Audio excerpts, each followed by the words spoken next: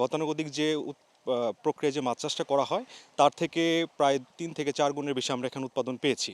তো এইটা যদি আমরা চাষি পর্যায়ে রেপ্লিকেট করে দিতে পারি, উপযুক্ত ডেমনস্ট্রেশনের সংখ্যা যদি আমরা আরও বাড়াতে পারি, তাহলে চাষিরা দেখতে পারবে, এখান থেকে নলেজ নিতে পারবে, নলেজ শেয়ারিং হবে এবং তারা আগ্রহ প্রকাশ করবে এই উৎপাদন প্রক্রিয়ার সাথে সংযুক্ত হতে। এতে হবে আমাদের যে লক্ষ্যমাত্রাটা পূরণ হবে, আমাদের উদ্বৃত্ত অংশটুকু আমরা রপ্তানি করার চিন্তাটাও আমরা রাখতে পারব। অক্সিজেন লেভেল অনুযায়ী বিভিন্ন প্যারামিটার অনুযায়ী ডিভাইসগুলো রান হওয়ার ফলে দুইটা কাজ এখানে হয়। এক হলো লেবার খরচ কমে যাবে, দ্বিতীয় হলো মাছের হঠাৎ মরক হওয়ার সম্ভাবনা 80% কমে যাবে। আর যেহেতু আমরা এআই ব্যবহার করতেছি, কৃত্রিম বুদ্ধিমত্তা ব্যবহার করতেছি, সেই জন্য বিদ্যুৎ খরচ 25 থেকে 30% পর্যন্ত সাশ্রয়ী হবে।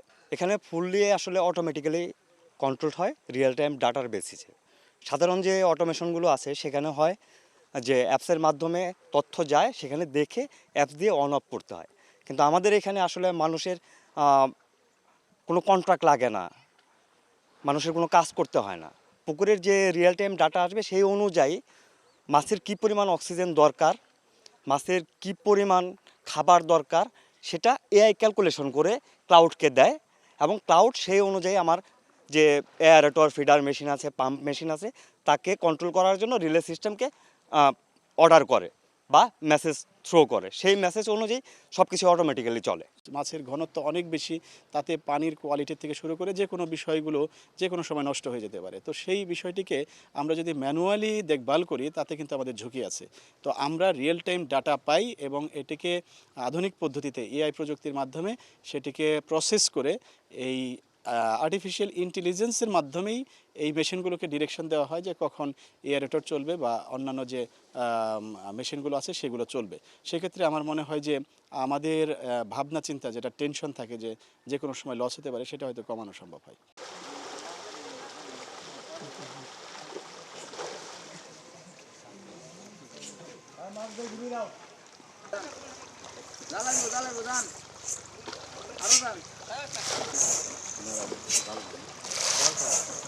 না ওইখানে দেন,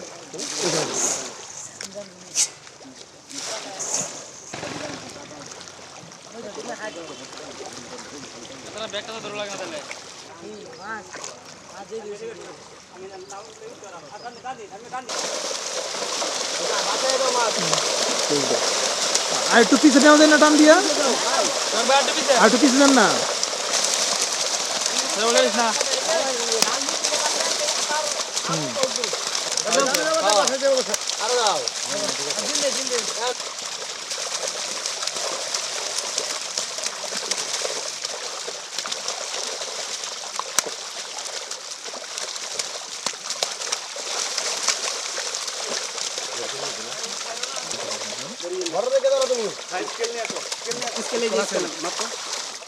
একবার গড় তুলো।